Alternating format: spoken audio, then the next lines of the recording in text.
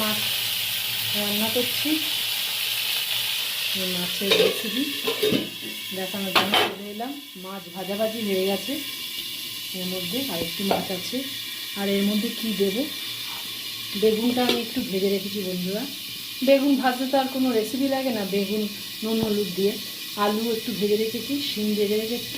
এখানে কাঁচা টমেটো দিয়ে করব, কাঁচা টমেটো দিয়ে কাঁচা লঙ্কা কেটে রেখেছি। আর এখানে কেটে রেখেছি পেঁয়াজ কলি, সাথে একটু পেঁয়াজ দেবো, তোমরা দিতেও পারো না দিতে পারো, অপশনাল। আর এখানে লাস্টে একটু ধনে পাতা দেবো। তাই একটু ভাজাভাজি হোক, তারপরে দেখাচ্ছি কী কী করছি না করছি। এই যে তেল গরম হয়ে গেছে, মাছ ভাজা হয়ে গেছে, এবার কালো জিরে দিয়ে দিলাম।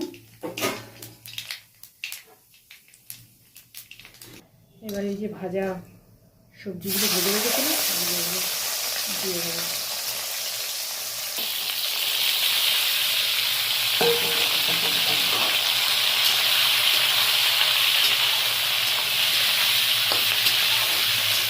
পেঁয়াজ কড়িটা ভাজিনি, তাহলে পেঁয়াজ কড়িটা একটু ভাজতে তো বেশি টাইম লাগে না, নাড়তে নাড়তেই হয়ে যাবে।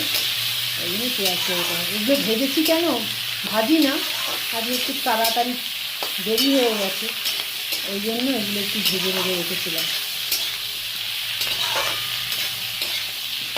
একটু ভাজাভাজি করে নিই, তারপরে দেখাচ্ছি। টমেটো আর কাঁচা লঙ্কাটা দিয়ে দিয়েছি। এর মধ্যে রয়েছে হলুদ, নুন, জিরে, ধনে আর কাশ্মীরি লঙ্কার গুঁড়ি, এটা দিয়ে দেবো।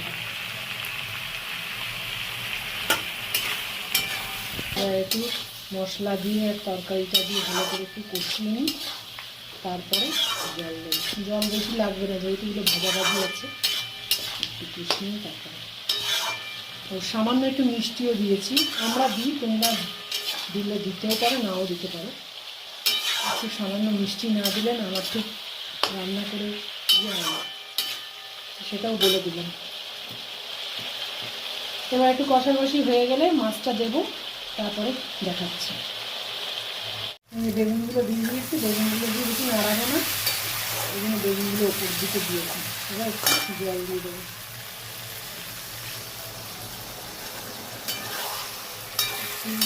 ফুটে উঠলে তারপরে মাছগুলো দেবো, আর ধনে পাতা দিলেই হয়ে যাবে মাছের চচ্চড়ি।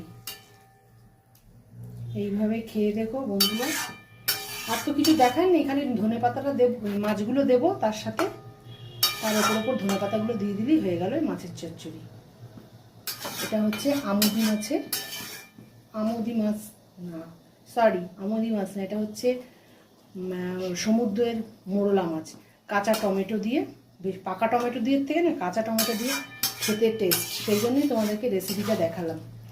আর ধনে পাতাটা পরে দিয়ে দেবো, হয়ে গেল। ভালো থেকো, টাটা।